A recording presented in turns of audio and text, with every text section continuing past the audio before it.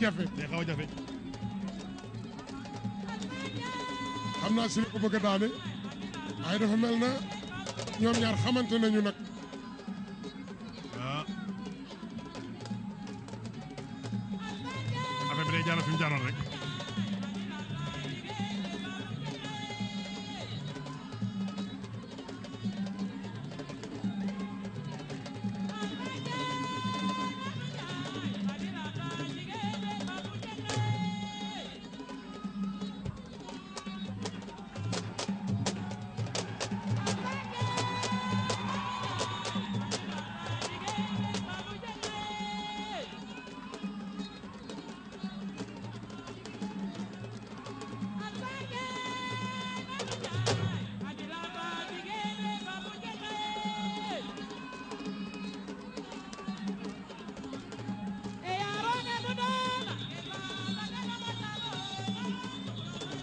bëre wuñu de. bëre wuñu foog ñu wax ak ñoom xam nga bëre bi ay minutes yu gàtt la. ñaari mbër yu xamante lañ ndax daje nañ ay yooni yoon sànq rek ñoom ñaar daje nañ final ki nga xam ne mooy Fodé Sarr gagné moo tax nigérien bi tam du nang moom Daouda du nangu Fodé Sarr ñëw jaaraat ci kawam ñaareelu yoon loolu moo tax combat bi métti.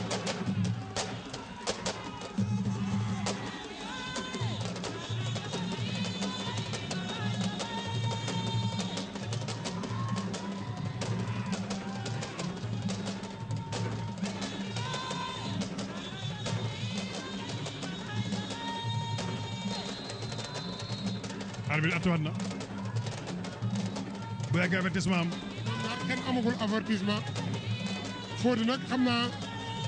moo gën a amagul avertissement moo gën a njool.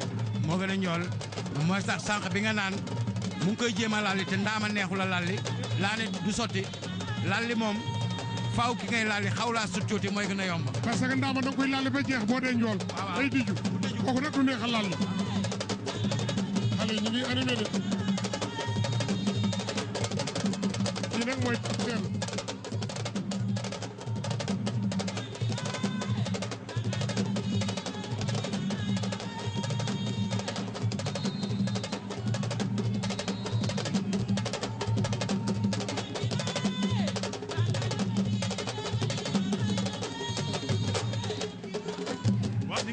Mor Fadam di champion Mor defe naa ne compétition yi xale yi def yaa leen jiitoon. waaw bi jaar naa ci. waaw moment bi lan lay def ci yow. drapeau chef de l'état ci lutte traditionnelle Mor Fadam année boobu yaakaar naa ne dem si yàlla Yamou Sarr la daan final. 91 la woon loolu. waaw bëre bi itam bëre naa ko ak 84 ak waa Niger yi. waaw bëri woon naa ci amoon ci ndam aussi parce que ñoom dañu mën bëre jàppante quoi mais boo leen bëggee daan da ngay am song bu rapidité quoi râpé tànk yi rek parce que ñoom mënagul loolu ba léegi même waa Nigéria yi tamit la même chose bëre jàppante lañ gën a mën que nga jël leen quoi parce que waa Nigéria yi li gën a ko mën bi moo leen di xaw a arrangé tuuti quoi ak li livre bi parce que boobu bëree jàppante lay doon quoi surtout korante loxo yi ci kaw foofu dafa am lu fi liggéey waa Niger aussi naka jekk dañu mën bëree jàppante ci kaw parce que seen doole loxo seen doole yëpp ci kaw la quoi waaw mais en général suuf gi di daan feebal toujours léegi nag ñu ngi koy liggéey parce que gis naa boo jëlee seen tànk ñu bëree ba génn ci gis naa ñuy nooju aussi yooyu yëpp ay amélioration la yoo xam ne ñu ngi yokku quoi. voilà kon xanaa ñu wax sunu mbokk téléspectateurs yi que mën nañ continuer seetaan combat bi ci SN2 lii di tournoi bi bu journal bi jotee mais bu soobee yàlla dina leen joxaat lépp ci télévision nationale ndax dañuy continuer li nga xam ne mooy enregistrement bi voilà victoire.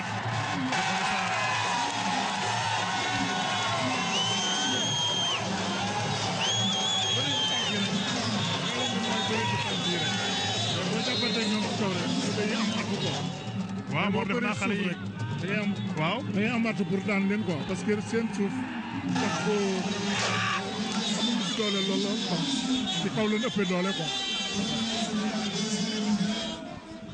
waaw ñu fàttaliwaat rek suñu mbokk seetaankat yi comme li ñu leen waxoon mën ngeen continuer suivre lamb ji ci SN2 waaye ci ko loolu nag dañuy jégalu ci ñi nekk bitim réew ndax ñoom mënu ñoom SN2 mais ci magasin yi am suba Galaxy ak dans le journal du lundi sport ak émission ca xabal dañ leen joxaat lépp li nga xam ne depuis barki dem ñu ngi leen koy jëgtal en direct muy 5e édition tournoi CEDEAO fii ci Ndakaaru ñu fàttali rek ne final bi ki nga xam ne mooy Cheikh Ndiaye moom moo daan Isia Oumarou Moussa Fall gagné na Lawali Abdou Mamadou Diamé gagné na ki nga xam ne mooy Yacouba Amadou Adamou Modou Sarr dafa ñu jëm nag ci léegi ci dernier combat bi Saliou Diomaye Diouf di Usine Doole sànq en équipe daanoon na ki nga xam ne mooy Limanu Maydaba ñu war a jëm léegi nag ñoom ñaari ci final individuel mu am ci teewaayu ki nga xam ne mooy ministre des sports monsieur Malick Gakou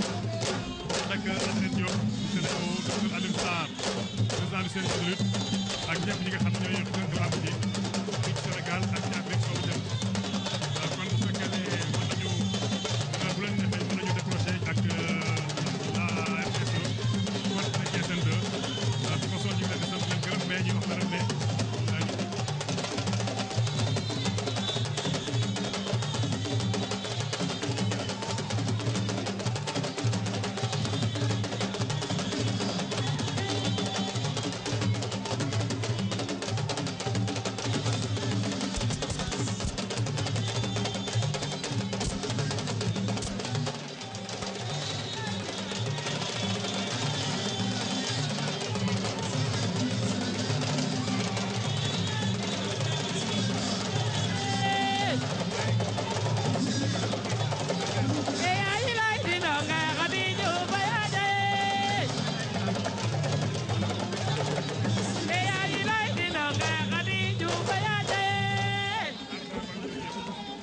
voilà gars yi dégg ngeen Babou Ngom waa Ambroise bala ñoo décroché dafa mel ne li nga waxoon ñu ngi koy bëgg parce que si médaille yi nga bëggoon am nga 4 benn rëcc na mu des benn bi dana ñëw de 5 sur 6 de baax na.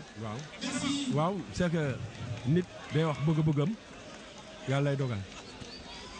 parce que su li nga bëggoon sax moo am. waaw mais c'est que si laa bëggoon si laa bëggoon mais yàlla baax na bu ñu mayee aussi 5 yi dina baax parce que comme benn rëcc nañu ñu ngi war a discuter at beneen te yaakaar naa ne yàlla dina ko maye vraiment ñu ngi leen di gërëm parce que li ngeen ciy joué aussi dafa am doole parce que médiation moom moo yor lépp parce que ki toog ci ruq yu fale xamul ni muy demee alors bu ngeen ko wonee dafay tax ñu gën a motivé wu ku nekk jàpp davantage. am nga satisfaction. bu baax loolu rek laa doon ñaan xam nga man suma objectif toujours mooy équipe parce que ci ngay dégg inn bi li ci des nag buuña la rek buuña waaw. jërëjëf Ambroise yaakaar naa ne Mor Fadam yéen est-ce que bi ngeen daan dem compétition di ñëw mos nañ leen recevoir au niveau ay président de la République wala yu mel noonu. waaye ñii lii am na mosuñu ci am lenn mosuñu recevoir mosuñu récompense li am léegi nii nga xam ne boo jëlee kii bi da ngay am ay 1,250,000 ak yooyu nun boo masaan dem li ngay jëndal sa waa kër sori si sax ak say xarit yaa koy yóbbaale parce que 3000 francs lan ñu daan jox per jom quoi par jour nga loolu du dara xale yi nag léegi tombé nañ ci vraiment xaalis bi quoi. Gaston Mbengue war a gën a góorgóorlu gën a liggéey surtout en lutte gréco-romaine bi ak lutte libre bi parce que foofu vraiment am nañ ay fay quoi parce que war nañ ko gën a liggéey parce que boobu mooy champion d'Afrique bi. maa ngi nettali ne biñ demee Jeux Afrique Harare 1995 Mor Fadam war a ñëw bëree ci catégorie des plus de 100 kilos te yaakaar naa foofu limite de poids bi mooy 120 kilos moom mu dem ba egg 130 xaw ma 140 kilos à 3 jours de la compétition ñu ne ko foog nga toj sa poids ba lu ko mooy dañ lay éliminer te suñu yaakaar nga Mor loolu yaakaar naa ne seede yooyu baax na ngeen di ko wax waa Sénégal. ak wax ñu fan nga jaaroon Mor. waaw parce que boobu sax dafa métti woon parce que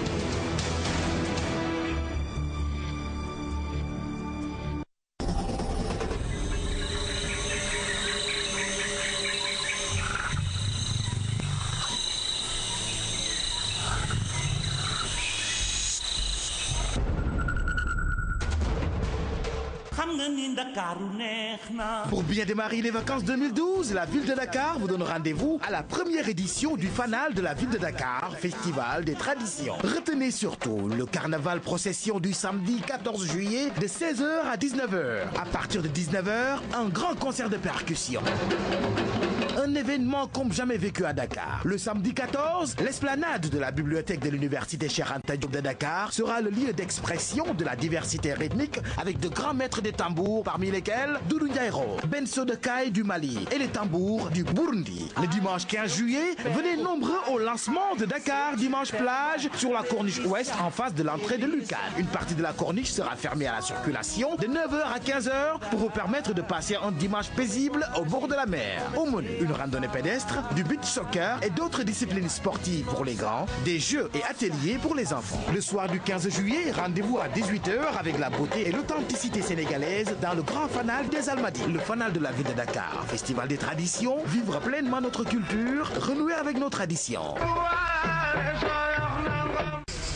Prêt pour la course aux millions? Envoie millions au 26 ou 826 pour gagner le jackpot de 100 millions. 26, 826. 26, 826.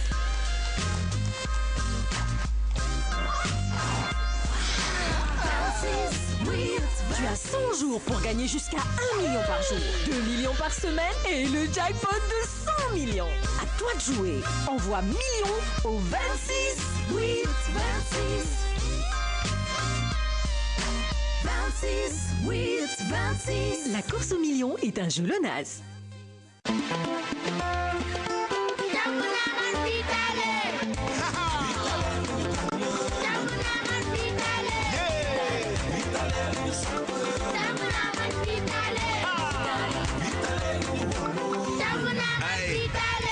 meew bu sell la ñu wax fi ci Sénégal mu di laax wala ndekki fii c'est un vrai régal yow xoolal bés bu ne ma gën a sawar te ku ma wedi dee ko ñam dee la fajar yaa dam de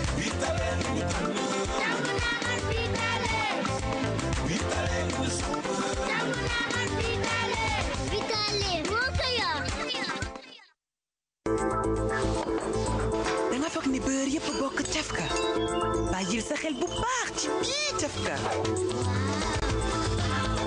beurre bu ànd ak vitamine yu am solo bii cafka Sofia rek la.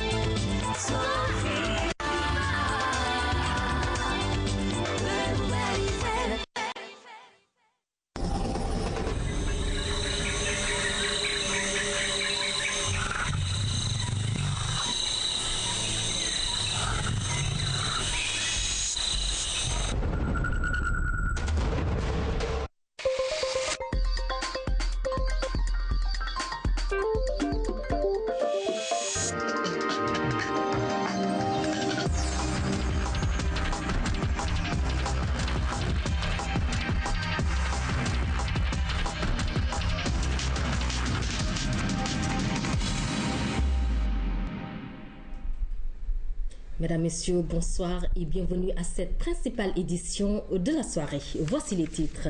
Le Premier ministre en visite dans la région de Louga. C'était pour s'enquérir de l'évolution du programme des villages du millénaire. Il se porte à merveille selon Abdoul Mbaye que vous entendrez dans un instant.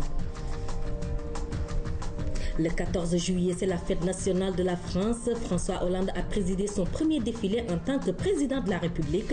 Les Champs-Élysées ont accueilli 5000 hommes des 3 armées. Et puis en fin de journal, grand format, il s'intéresse ce soir à la brigade de collecte et de transport des ordures. Elle ne travaille que le soir. Sa mission, corriger les défaillances du ramassage du jour et d'enlever les dépôts sauvages. Je vous le disais à l'instant, le programme des villages du millénaire se porte très bien. Aussi, il a un impact positif sur la vie de 30 000 habitants dans la région de Louga. C'est un constat fait par le Premier ministre. Abdoul Mbaye était en visite dans la communauté rurale de Léona. Le chef du gouvernement estime que le programme constitue un modèle dans l'atteinte des OMD. Voici le Premier ministre au micro de Cheikh Bamba Gueye. Nous avons constaté en 6 ans des progrès particulièrement important. On a pu constater le développement d'activités de transformation permettant, par la valeur ajoutée créée, de donner des revenus aux femmes. Concernant Léona, très sincèrement, je n'ai pas de doute qu'en 2015, les objectifs pourront être atteints, même s'il y a encore quelques dernières distances à parcourir. Les délais qui nous restent, par contre, sont courts pour ce qui a trait à l'ensemble du Sénégal. Mais comme je le disais à l'instant, je suis convaincu que nous avons trouvé le bon modèle. Maintenant, nous devons réfléchir rapidement à la manière de l'étendre. Nous nous intéressons maintenant à l'habitat au Sénégal, un secteur en pleine mutation. La ville de Dakar ne parvient plus à loger ses habitants de manière adéquate. Et pour venir à bout de cette situation, le ministère de l'Urbanisme et de l'Habitat a convoqué une réunion à Saly Portudal et il devra permettre de passer en revue une lettre de politique sectorielle, nous dit Safoura Sow. L'urbanisme galopant et mal maîtrisé cause d'énormes difficultés liées à l'habitat et au cadre de vie. Diagnostiquer les problèmes et trouver des pistes de sortie de crise, une nécessité pour le nouveau gouvernement. C'est un secteur qui fait l'objet de beaucoup d'attentes de la part des Sénégalais. Monsieur le Président de la République l'a compris, qui nous a demandé de mettre une direction de la promotion de l'habitat social, qui a érigé l'habitat social au rang de priorité, et qui nous demande justement de trouver les mécanismes adéquats pour loger le plus grand nombre au moindre coût. Cet atelier a réuni tous les acteurs du secteur de l'habitat. Un plan d'action sera mis en œuvre par ces promoteurs de l'immobilier, ces architectes ainsi que tous les techniciens. Objectif, rendre performant le secteur.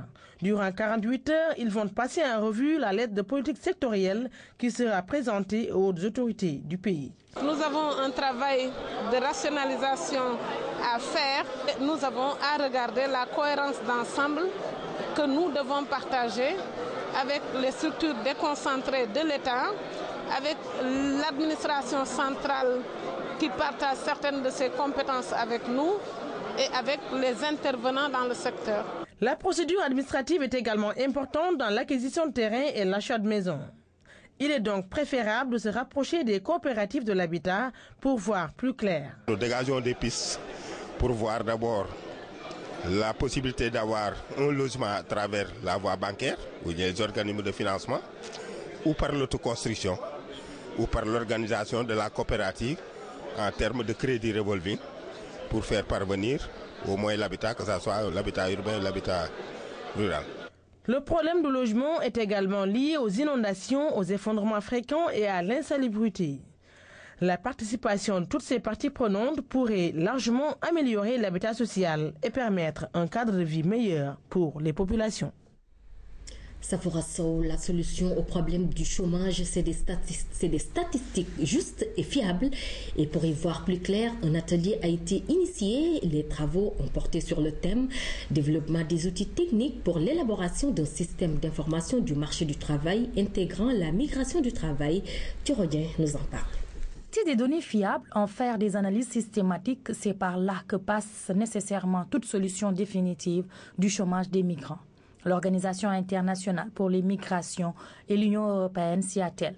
Leur bras technique pour ce projet est le système d'information du marché, sa stratégie, faire des études de terrain pour documenter le sous-emploi en Afrique. Je pense que le séminaire d'aujourd'hui sera d'une utilité qui va de soi, puisque la formation des Sénégalais, la formation des Africains, des acteurs des organisations non gouvernementales par rapport aux questions de migration et d'emploi constitue un octroi d'outils pour pouvoir prendre en compte une question à l'apparence floue. En 2004, un atelier a été tenu à Ouagadougou sur l'emploi et la lutte contre la pauvreté. Le CIM devrait consolider les acquis.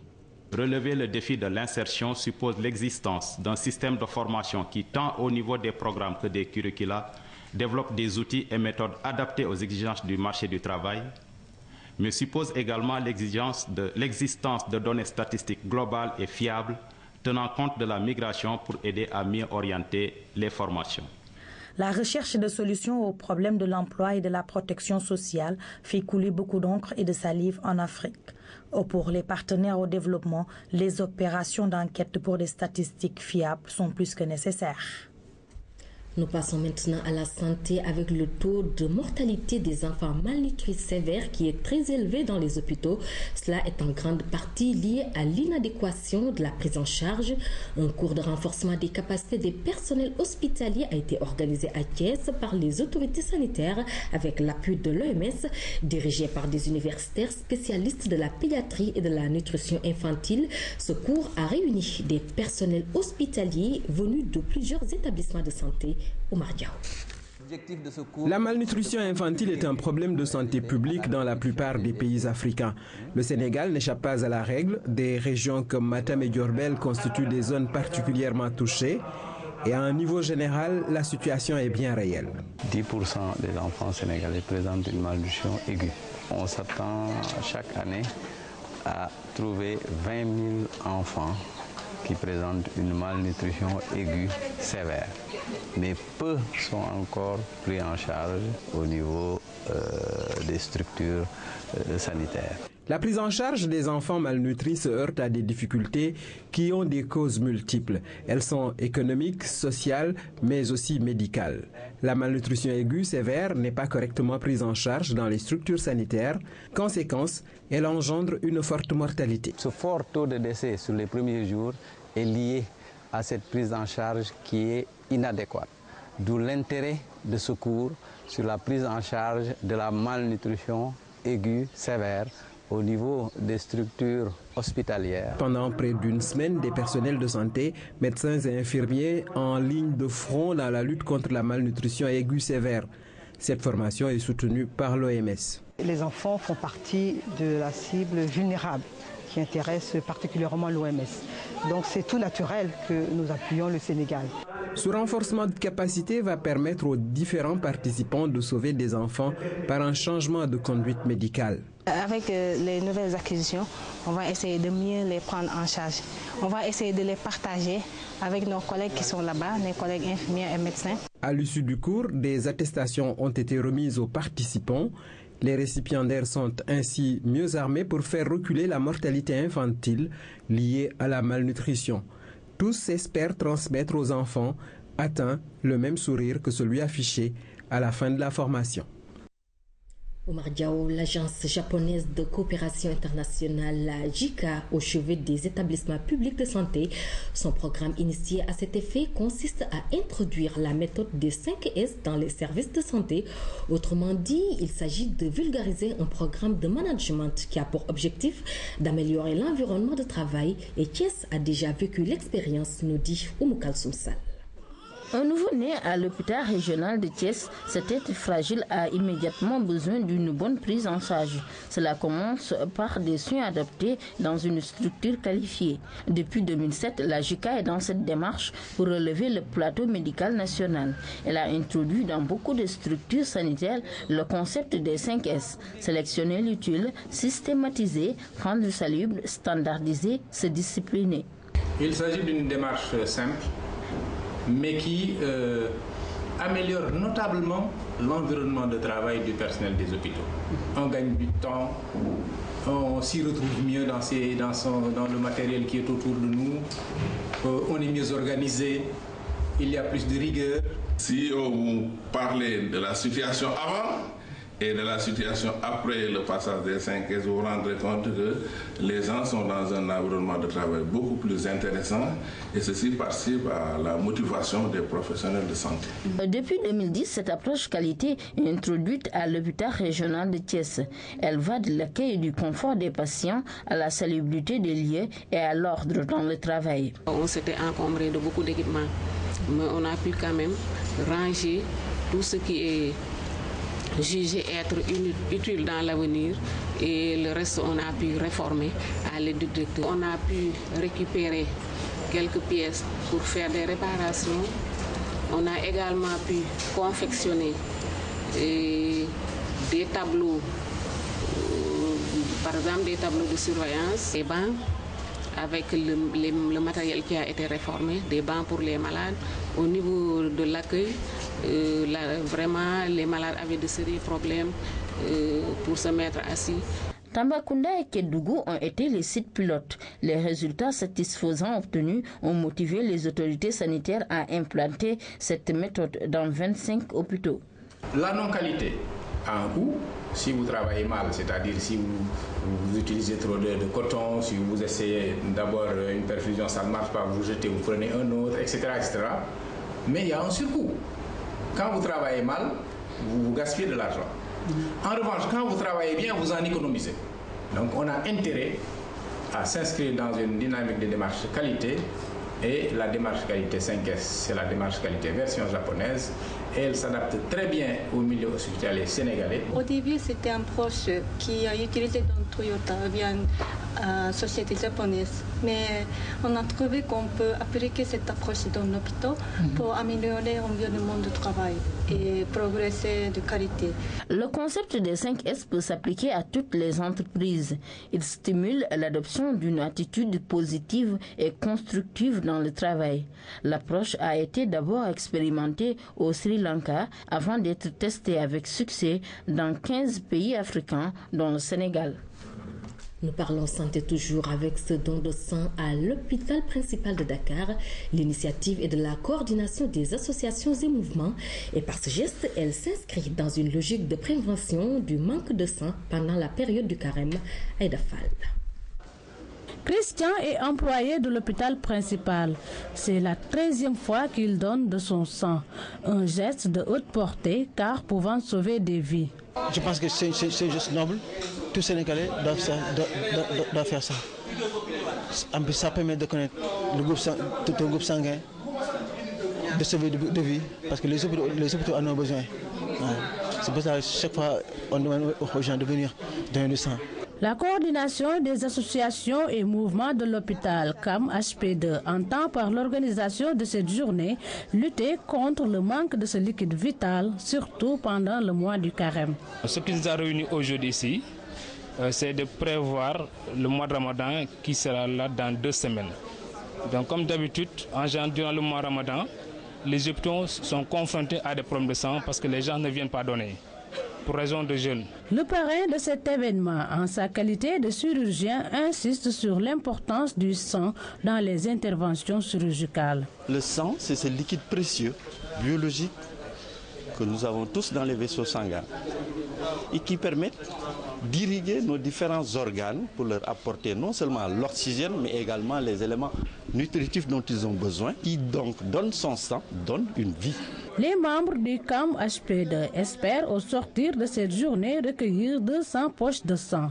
Mais en attendant, ils ont tenu à décorer le parrain. Cette bulle de sang frappée d'une croix en or symbolise une marque de reconnaissance à l'endroit des personnes ayant donné de leur sang au moins 50 fois.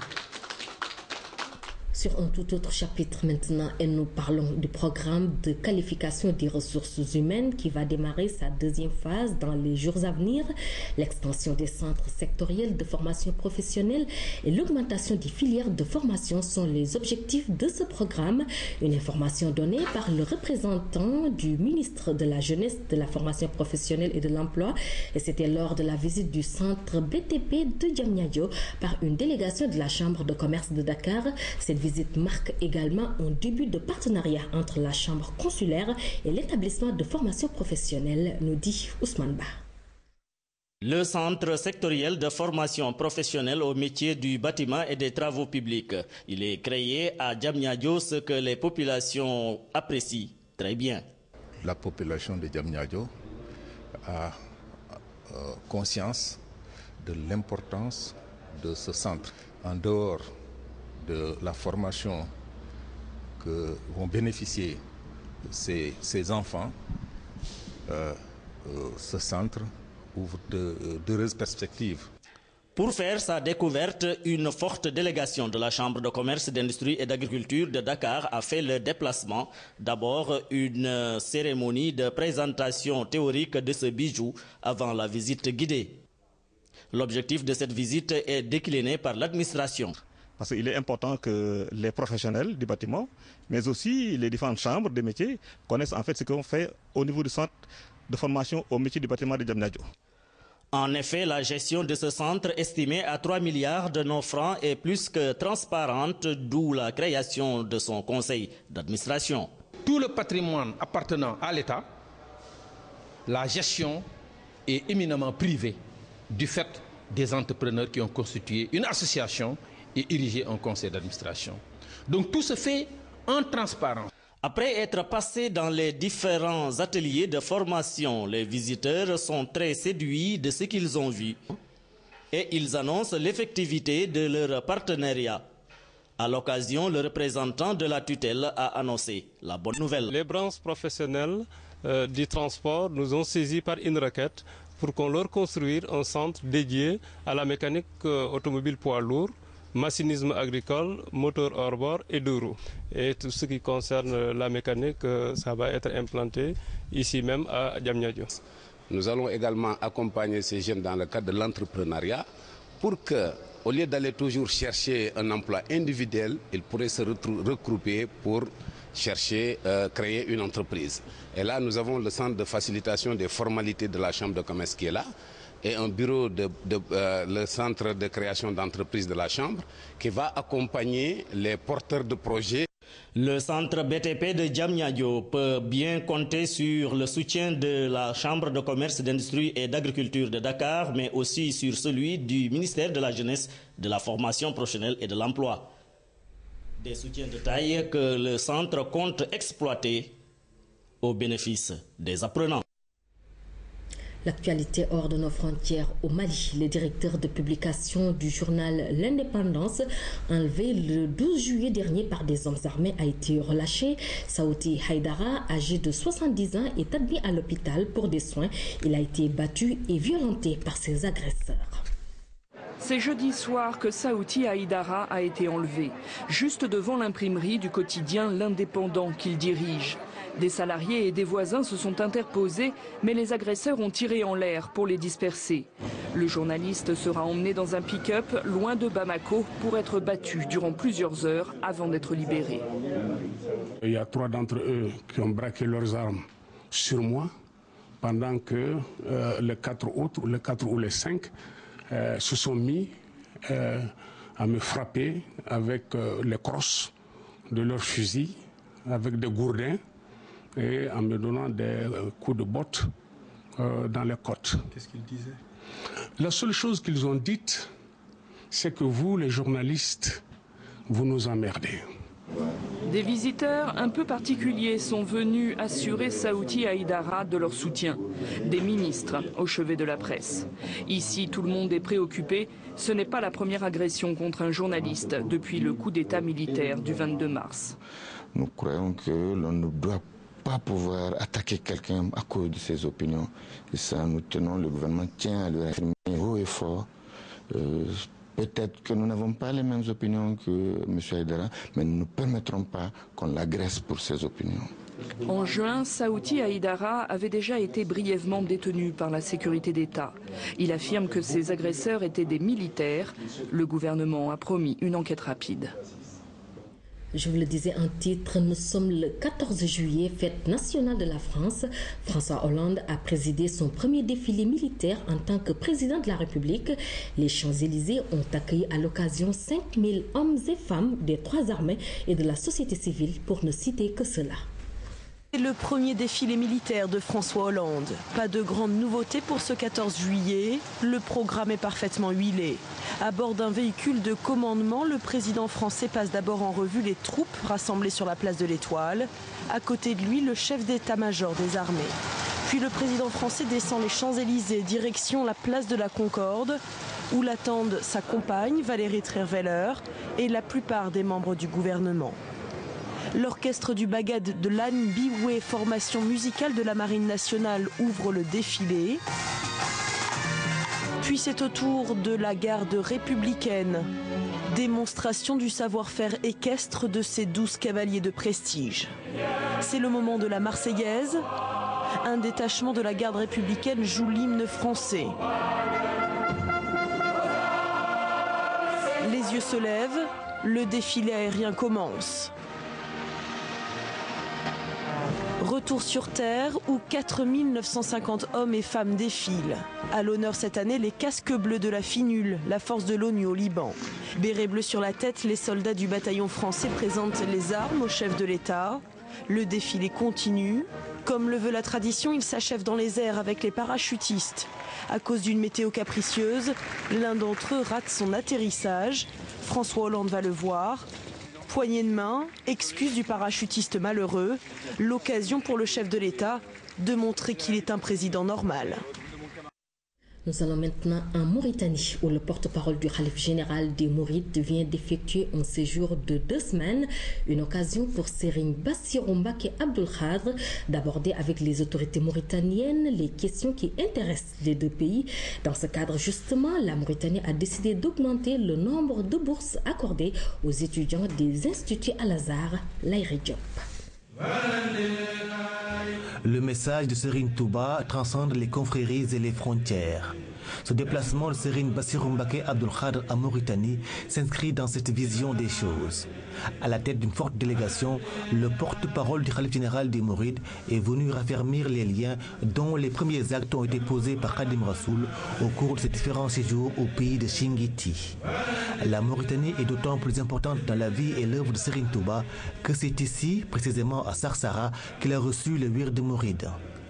À la résidence qui porte son nom à Nouakchott, les talibés sont venus en grand nombre écouter religieusement le message du Khalife général des Mourides. Un message d'exhortation au travail, à l'adoration de Dieu et à l'union avec tous les musulmans.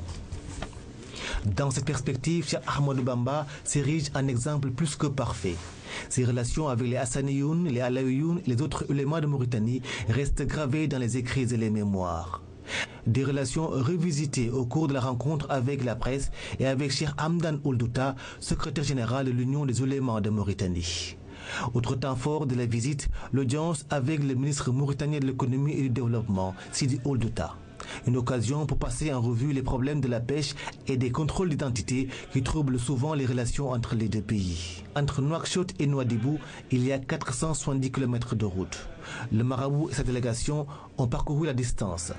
Accueilli à l'entrée de la ville par le directeur de la sûreté, Serigne Bassirou Mbacké Abdoul Khadr a eu une rencontre avec les ressortissants sénégalais de toutes les obédiences confrériques, Mouride, Tidjane, Khadr et entre autres.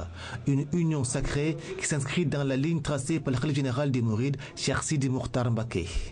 Dernier temps fort de la visite, le dîner offert par le président de la République de Mauritanie. Il a été présidé par Ahmed Ould Nini, ministre des Affaires islamiques. Et bien sûr, l'islam était au cœur des discussions. Dans ce cadre, la Mauritanie a décidé de revoir à la hausse le nombre de bourses attribuées chaque année aux étudiants de l'Institut Al-Azhar du Sénégal. La Mauritanie, c'est la terre des hommes de bien, disait Serigne Touba. Aujourd'hui encore, la maxime garde toujours son actualité. Laïri Diop, ici au Sénégal, le mouvement des forces de la Casamance debout est né. Le MFCD remplace la Casamance debout qui était juste un slogan créé il y a 4 ans. Le lancement a eu lieu vendredi et l'occasion a été saisie pour aborder des questions liées au conflit dans cette région sud du Sénégal. Eric Nimadi. Cette rencontre avait plusieurs objectifs. Elle a d'abord permis aux membres du mouvement des forces de la Casamance debout de présenter cette nouvelle structure. Nous avons contacté toutes les forces vives de la Casamance qui n'appartiennent pas au MFDC. Vous avez les étudiants casamançais qui sont là. Nous avons parlé à nos élus, les députés, les sénateurs, les présidents des conseils ruraux, des conseils régionaux. Nous avons parlé à l'association des femmes, des jeunes, des moins jeunes. Nous avons essayé de contacter tout le monde. Et tous ont été unanimes. Nous adhérons à ce mouvement des forces de la Casamance debout pour revendiquer ce que nous pensons est mieux pour elle, le développement dans un Sénégal uni. Abordant la question du conflit en Casamance, le mouvement a marqué tout de suite son territoire. Le MFCD est contre toute idée d'indépendance de la région, car selon lui, le développement de la Casamance doit se faire à l'intérieur du Sénégal. Pour le moment, nous laissons l'État et le MFDC se retrouver autour de Sant'Egidio. Ce que nous leur disons, c'est aucune décision ne sera prise concernant l'avenir de la Casamance sans que nous, mouvement des forces de la Casamance debout, nous n'ayons notre mot à dire. Après cette prise de position ferme des membres du mouvement, ils se sont en outre réjouis de la levée par le chef de l'État du mandat d'arrêt international contre Salif Sadio, un geste qui, selon eux, va grandement contribuer au rétablissement de la paix définitive en Casamance. La Casamance, terre natale de Émile Badiane, un homme qui sera honoré ce dimanche par le collectif, une façon de lui rendre hommage pour tout ce qu'il a fait pour cette partie sud du pays. 25 millions de francs CFA, c'est le montant déboursé par la Sonatel pour participer à la réhabilitation du parc de Hann. Un investissement financier suivi d'une forte mobilisation du personnel de la société aux côtés des amis et sympathisants du parc pour procéder à son nettoiement. Des activités effectuées en présence des autorités de la Sonatel et du ministère de l'Écologie et de la Protection de la Nature, Lamine Touré. S'il y a un lieu où l'environnement jouit encore de sa splendeur naturelle, c'est bien le parc de Hann. Sa conservation et sa protection vont au-delà de la seule préoccupation des riverains et du ministère de l'Écologie et de la Protection de la Nature. La Sonatel s'est fortement mobilisée pour accompagner la direction du parc dans sa politique de réhabilitation de ce patrimoine national. Consciente de l'importance des enjeux du développement durable, Sonatel s'est approprié une démarche active et volontaire par l'intégration de la responsabilité sociale d'entreprise dans ses priorités. En effet, nous pensons que notre rôle en tant qu'opérateur historique et leader du secteur des télécoms est aussi d'être un acteur actif dans la préservation de l'environnement. Cette mobilisation de la Société nationale de télécommunications a permis l'agrandissement et l'éclairage du plateau multifonctionnel, la mise à disposition de 25 bennes à ordures, l'installation d'un Wi-Fi public, l'aménagement et l'équipement en cours d'une aire de jeu gratuit. Des résultats enregistrés grâce à la participation effective de l'Association des amis et sympathisants du parc de Hann. Nous pouvons avec Sonatel crier sur tous les toits notre slogan préféré: touche pas au parc de Hann. Un geste citoyen qui n'a pas laissé indifférents les autorités en charge de la protection de la nature. En acceptant de financer dans le cadre de la responsabilité sociétale de l'entreprise et au profit des différents usagers du parc, vous démontrez encore une fois, s'il a été encore besoin, que votre société est à l'avant-garde des entreprises citoyennes de notre pays et qu'elle est plus que jamais soucieuse du développement durable. Cette démarche citoyenne formalisée depuis plus de 10 ans constitue l'un des piliers stratégiques de la Sonatel, au même titre que la satisfaction de ses clients. Avec ses 1100 visiteurs par jour, le parc de Hann a de quoi offrir de beauté et de pureté à ses nombreux visiteurs. Lamine Touré, l'école Djokul de Kaolack fête ses meilleurs élèves. Des cadeaux ont été distribués aux plus méritants. Aussi, des doléances ont été posées par les autorités de l'école. Et Claire Diop nous en parle.